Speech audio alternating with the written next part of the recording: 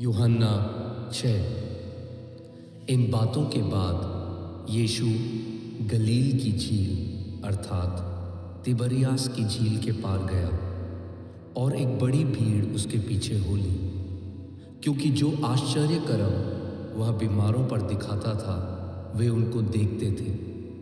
तब यीशु पहाड़ पर चढ़कर अपने चेलों के साथ वहां बैठ गया। यहूदियों के फसह का पर्व निकट था। जब यीशु ने अपनी आंखें उठाकर एक बड़ी भीड़ को अपने पास आते देखा तो फिलिप्पुस से कहा, हम इनके भोजन के लिए कहाँ से रोटी मोल लाएं? उसने यह बातें उसे परखने के लिए कही, क्योंकि वह आप जानता था कि वह क्या करेगा। फिलिप्पुस ने उसको उत्तर दिया, 200 दिनार की रोटी भी उनके लिए पूरी ना होगी कि उनमें से हर एक को थोड़ी थोड़ी मिल जाए।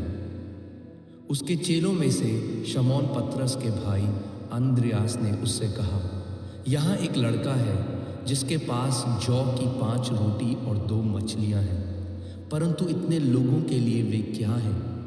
यीशु ने कहा, लोगों को बैठा दो। उस जगह बहुत घास थी। तब लोग, जिनमें पुरुषों की संख्या लगभग 5000 की थी, बैठ गए। तब यीशु ने रोटियां ली और धन्यवाद करके बैठने वालों को बांट दी, और वैसे ही मछलियों में से जितनी वे चाहते थे बांट दिया। जब वे खाकर तृप्त हो गए तो उसने अपने चेलों से कहा, बचे हुए टुकड़े बटोर लो कि कुछ फेंका ना जाए। अतः उन्होंने बटोरा और जौ की 5 रोटियों के टुकड़ों से जो खाने वाले से बच रहे थे 12 टोकरियां भर ली। तब जो आश्चर्य कर्म उसने कर दिखाया उससे वे लोग देखकर कहने लगे, यह भविष्यद्वक्ता तो जगत में आने वाला था, निश्चय यही है। यीशु यह जानकर कि वे मुझे राजा बनाने के लिए पकड़ना चाहते हैं, फिर पहाड़ पर अकेला चला गया। जब संध्या हुई तो उसके चेले झील के किनारे गए और नाव पर चढ़कर झील के पास कफरनहूम को जाने लगे। उस समय अंधेरा हो गया था और यीशु अभी तक उनके पास नहीं आया था। आंधी के कारण झील में लहरें उठने लगी। जब वे खेते खेते 3-4 मील के लगभग निकल गए तो उन्होंने यीशु को झील पर चलते और नाव के निकट आते देखा और डर गए। परंतु उसने उनसे कहा, मैं हूं, डरो मत। अतः वे उसे नाव पर चढ़ा लेने के लिए तैयार हुए और तुरंत वह नाव उस स्थान पर जा पहुंची जहां वे जा रहे थे। दूसरे दिन उस भीड़ ने जो झील के पार खड़ी थी यह देखा कि यहाँ एक को छोड़ और कोई नाव न थी, और यीशु अपने चेलों के साथ उस नाव पर नहीं चढ़ा था, परंतु केवल उसके चेले ही गए थे।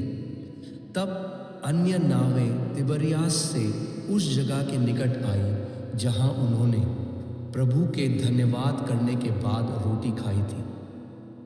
इसलिए जब भीड़ ने देखा कि यहाँ ना यीशु है ना उसके चेले, तो वे भी नाव पर चढ़ के यीशु को ढूंढते हुए कफरनहूम पहुंचे।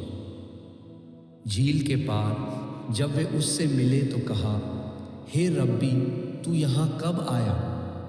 यीशु ने उन्हें उत्तर दिया, मैं तुमसे सच सच कहता हूँ, तुम मुझे इसलिए नहीं ढूंढते हो कि तुमने आश्चर्य कर्म देखे, परंतु इसलिए कि तुम रोटियां खाकर तृप्त हुए। नाशवान भोजन के लिए परिश्रम ना करो, परंतु उस भोजन के लिए जो अनंत जीवन तक ठहरता है, जिसे मनुष्य का पुत्र तुम्हें देगा, क्योंकि पिता अर्थात परमेश्वर ने उसी पर छाप लगाई है। उन्होंने उससे कहा, परमेश्वर के कार्य करने के लिए हम क्या करें? यीशु ने उन्हें उत्तर दिया, परमेश्वर का कार्य यह है कि तुम उस पर जिसे उसने भेजा है विश्वास करो। तब उन्होंने उससे कहा, फिर तू कौन सा चिन्ह दिखाता है कि हम उसे देखकर तेरा विश्वास करें? तू कौन सा काम दिखाता है? हमारे बाप दादों ने जंगल में मन्ना खाया, जैसा लिखा है, उसने उन्हें खाने के लिए स्वर्ग से रोटी दी। यीशु ने उनसे कहा, मैं तुमसे सच सच कहता हूँ कि मूसा ने तुम्हें वह रोटी स्वर्ग से नहीं दी, परंतु मेरा पिता तुम्हें सच्ची रोटी स्वर्ग से देता है। क्योंकि परमेश्वर की रोटी वही है जो स्वर्ग से उतरकर जगत को जीवन देती है।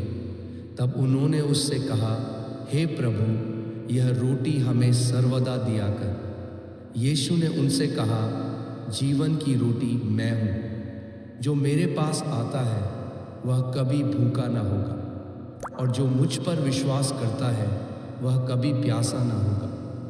परंतु मैंने तुमसे कहा था कि तुमने मुझे देख भी लिया है तो भी विश्वास नहीं करते।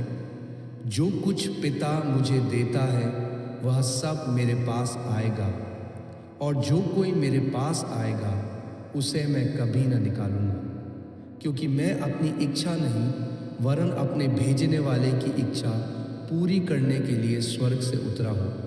और मेरे भेजने वाले की इच्छा यह है कि जो कुछ उसने मुझे दिया है उससे मैं कुछ न खोऊं, परंतु उसे अंतिम दिन फिर जिला उठाऊं। क्योंकि मेरे पिता की इच्छा यह है कि जो कोई पुत्र को देखे और उस पर विश्वास करे वह अनंत जीवन पाए, और मैं उसे अंतिम दिन फिर जिला उठाऊंगा। इसलिए यहूदी उस पर कुड़कुड़ाने लगे, क्योंकि उसने कहा था, जो रोटी स्वर्ग से उतरी वह मैं हूँ। और उन्होंने कहा, क्या ये यूसुफ का पुत्र यीशु नहीं, जिसके माता पिता को हम जानते हैं? तो वह कैसे कह सकता है कि स्वर्ग से उतरा हूँ? यीशु ने उनको उत्तर दिया, आपस में मत कुड़कुड़ाओ। कोई मेरे पास नहीं आ सकता जब तक पिता जिसने मुझे भेजा है उसे खींच न ले, और मैं उसे अंतिम दिन फिर जिला उठाऊंगा। भविष्यद्वक्ताओं के लेखों में यह लिखा है, वे सब परमेश्वर की ओर से सिखाए हुए होंगे। जिस किसी ने पिता से सुना है और सीखा है वह मेरे पास आता है। यह नहीं कि किसी ने पिता को देखा है, परंतु जो परमेश्वर की ओर से है केवल उसी ने पिता को देखा है। मैं तुमसे सच सच कहता हूँ कि जो कोई विश्वास करता है अनंत जीवन उसी का है। जीवन की रोटी मैं हूँ। तुम्हारे बाप दादों ने जंगल में मन्ना खाया और मर गए। यह वह रोटी है जो स्वर्ग से उतरी है, ताकि मनुष्य उसमें से खाए और ना मरे। जीवन की रोटी जो स्वर्ग से उतरी मैं हूँ। यदि कोई इस रोटी में से खाए तो सर्वदा जीवित रहेगा, और जो रोटी मैं जगत के जीवन के लिए दूंगा वह मेरा मांस है। इस पर यहूदी यह कहकर आपस में झगड़ने लगे, यह मनुष्य कैसे हमें अपना मांस खाने को दे सकता है? यीशु ने उनसे कहा, मैं तुमसे सच सच कहता हूँ, जब तक तुम मनुष्य के पुत्र का मांस ना खाओ और उसका लहू न पियो तुम में जीवन नहीं। जो मेरा मांस खाता और मेरा लहू पीता है अनंत जीवन उसी का है, और मैं उसे अंतिम दिन फिर जिला उठाऊंगा। क्योंकि मेरा मांस वास्तव में खाने की वस्तु है और मेरा लहू वास्तव में पीने की वस्तु है। जो मेरा मांस खाता और मेरा लहू पीता है वह मुझ में स्थिर बना रहता है और मैं उसमें। जैसा जीवते पिता ने मुझे भेजा और मैं पिता के कारण जीवित हूँ, वैसा ही वह भी जो मुझे खाएगा मेरे कारण जीवित रहेगा। जो रोटी स्वर्ग से उतरी यही है, उस रोटी के समान नहीं जिसे बाप दादाओं ने खाया और मर गए। जो कोई यह रोटी खाएगा वह सर्वदा जीवित रहेगा। यह बातें उसने कफरनहूम के एक आराधनालय में उपदेश देते समय कही। उसके चेलों में से बहुतों ने यह सुनकर कहा, यह कठोर बात है, इसे कौन सुन सकता है? यीशु ने अपने मन में यह जानकर कि मेरे चेले आपस में इस बात पर कुड़कुड़ाते हैं, उनसे पूछा, क्या इस बात से तुम्हें ठोकर लगती है? यदि तुम मनुष्य के पुत्र को जहां वो पहले था वहां ऊपर जाते देखोगे तो क्या होगा? आत्मा तो जीवनदायक है, शरीर से कुछ लाभ नहीं। जो बातें मैंने तुमसे कही वे आत्मा है और जीवन भी है। परंतु तुम में से कुछ ऐसे हैं जो विश्वास नहीं करते, क्योंकि यीशु पहले से जानता था कि जो विश्वास नहीं करते वे कौन हैं और कौन मुझे पकड़वाएगा। और उसने कहा, इसलिए मैंने तुमसे कहा कि जब तक किसी को पिता की ओर से यह वरदान न दिया जाए तब तक वह मेरे पास नहीं आ सकता। इस पर उसके चेलों में से बहुत से उल्टे फिर गए और उसके बाद उसके साथ न चले। तब यीशु ने उन 12 से कहा, क्या तुम भी चले जाना चाहते हो? शमौन पतरस ने उसको उत्तर दिया, हे प्रभु, हम किसके पास जाएं? अनंत जीवन की बातें तो तेरे ही पास हैं, और हमने विश्वास किया और जान गए हैं कि परमेश्वर का पवित्र जन तू ही है। यीशु ने उसे उत्तर दिया, क्या मैंने तुम 12 को नहीं चुना? तो भी तुम में से एक व्यक्ति शैतान है। यह उसने शमौन इस्करियोती के पुत्र यहूदा के विषय में कहा था, क्योंकि वही जो 12 में से एक था उसे पकड़वाने को था।